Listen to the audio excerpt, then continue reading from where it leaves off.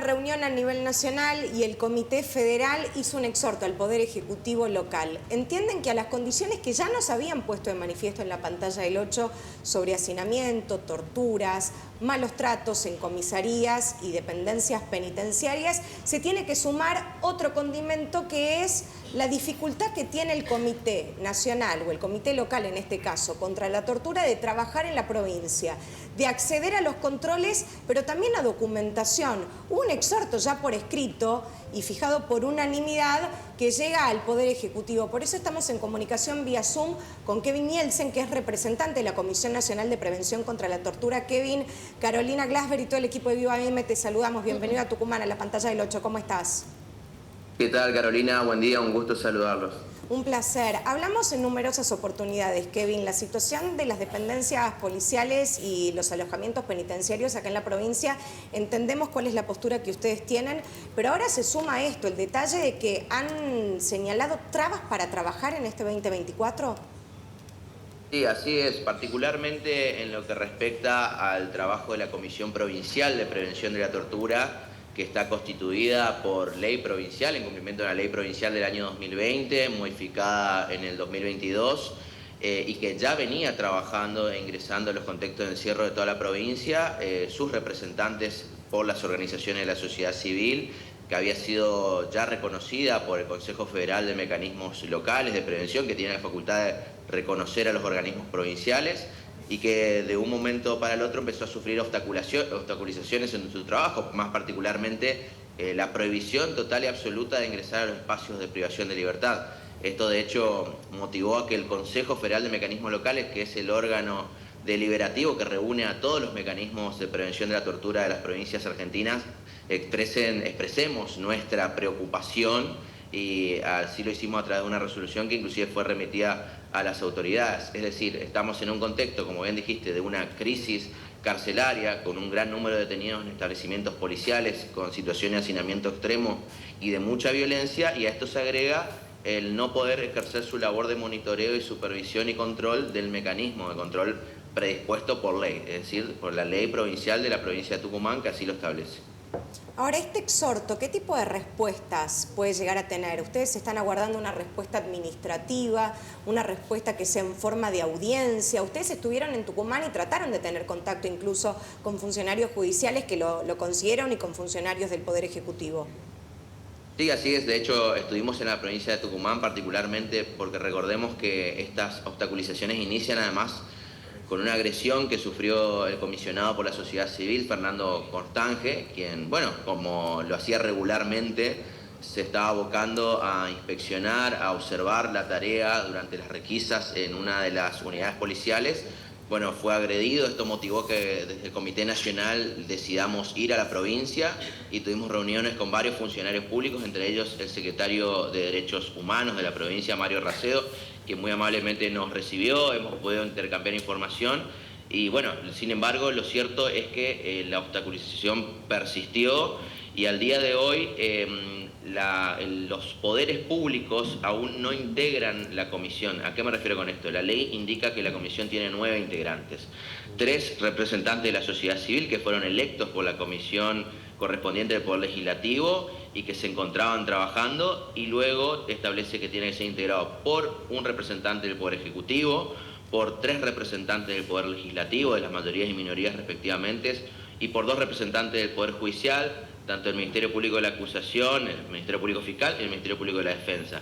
Estos estamentos del Estado son los que están incumpliendo su obligación de conformar este mecanismo local de prevención de la tortura e integrarse al trabajo que ya viene haciendo la sociedad civil por parte de la Comisión y empezar un esquema de monitoreo e inspección de los lugares de encierro y de diálogo colaborativo entre los estamentos del Estado para solucionar esta crisis carcelaria.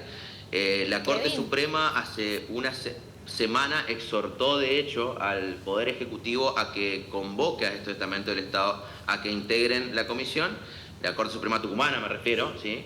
Y bueno, y en este mismo sentido lo hemos hecho desde el Consejo Federal. Kevin, ¿cómo estás? Soy Silvina. Sé que el trabajo de ustedes está ceñido al monitoreo de los lugares de confinamiento, pero también quería consultarte porque creo que está directamente relacionado por los últimos dichos que han llamado la atención del jefe de policía, de la policía de Tucumán, de Joaquín Girbó. Frases como el que nace delincuente morirá delincuente, o el que ataque a la policía terminará muerto, han generado muchísima repercusión y polémica en la opinión pública. El gobernador no lo repudió, por lo menos, al contrario, dio, digamos, su apoyo a la policía. ¿Cómo crees que influye a alguien, digamos, que dice esto y que piensa esto al frente de la policía en el tratamiento y en la relación, ¿no?, con la gente que está en situación de encierro? Sí, bueno, una opinión ya y a título personal, porque como institución no hemos tenido la oportunidad de pronunciarnos a este respecto, pero estas expresiones y expresiones similares por parte de las personas que tienen a cargo la conducción de las fuerzas de seguridad no solamente no son deseables, sino que atentan contra la labor profesional que debe tener la fuerza aquí en todo el mundo, ¿sí? Es decir, las fuerzas de seguridad no están configuradas para hacer una suerte de combate heroico o bélico a la delincuencia, como generalmente muchas veces se escuchan de los medios de comunicación, sino brindar seguridad ciudadana. Esta seguridad ciudadana debe ser brindada en el marco de la legalidad. Esta legalidad implica, por supuesto, que si una persona, hay alguna hipótesis que habilite el uso de la fuerza letal, es decir, como bien decía el jefe de policía, matar a otra persona, bueno, las hipótesis son muy claras, la ley lo habilita esto a una persona, por ejemplo, que está agrediendo y que está haciendo correr riesgo la vida de otra persona. Es la única posibilidad que tienen las policías para terminar con la vida de alguien. Sin embargo, estas opiniones del jefe de policía rozan un poco más con lo que es, bueno, una apología, digamos, si se quiere, de uso excesivo o arbitrario de la fuerza, que es un problema legal en todo el mundo, al que se abocan inclusive organismos internacionales específicos. Luego, lo de la consideración de que nacen delincuentes y mueren delincuentes, bueno, esto era una antigua concepción criminológica ya perimida hace muchas décadas, que tenía que ver con un determinismo biológico a delinquir. Hoy se sabe, toda la ciencia contemporánea sabe que las causas de la delincuencia son causas sociales, son fenómenos sociales, nadie está determinado a delinquir.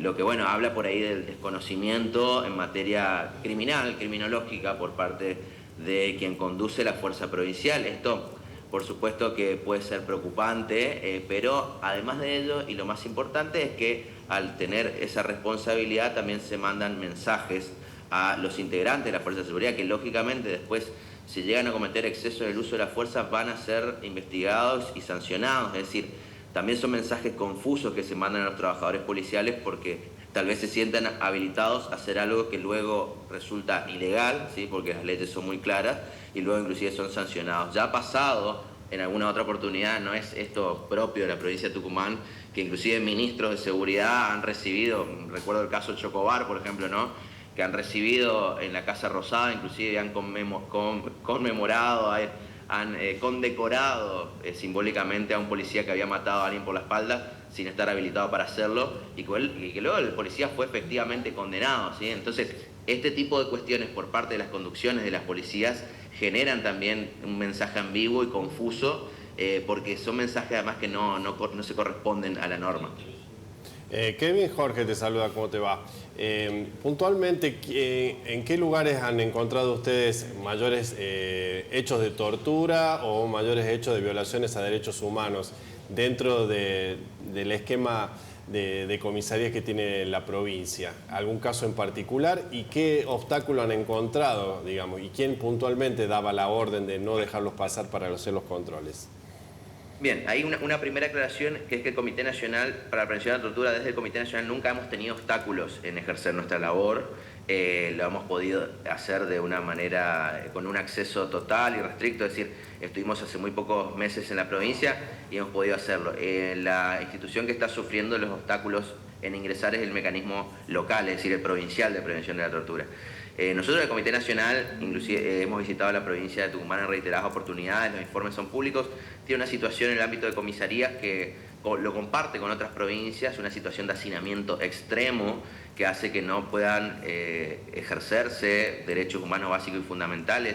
No hay prácticamente, está vedado totalmente el acceso a la salud, encontramos condiciones de higiene muy deplorables, condiciones de habitabilidad, estamos hablando de las instalaciones eléctricas, estamos hablando de aguas vertidas, estamos hablando inclusive de que esto genera reacciones cutáneas, enfermedades que en el medio libre son fácilmente prevenibles o que inclusive no se ven, esto lo hemos señalado, y esto tiene una especial gravedad en el ámbito de las comisarías, sobre todo de la zona metropolitana, las que se encuentran en una situación de hacinamiento extremo.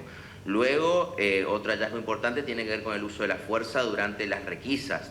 Las requisas es la revisión de los objetos que tienen las personas por motivo de seguridad, deben hacerse respetando los estándares de dignidad y de buen trato.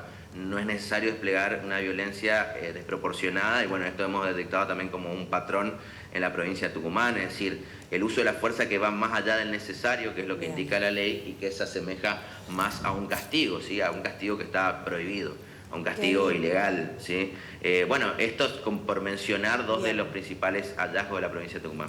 Kevin, te agradecemos mucho este tiempo con Vivo AM, con la pantalla del 8. Vamos a ver qué respuestas tienen después de este exhorto por parte del Poder Ejecutivo. Te agradecemos, esto va a estar actualizado en un ratito en el 8.tv. Seguimos.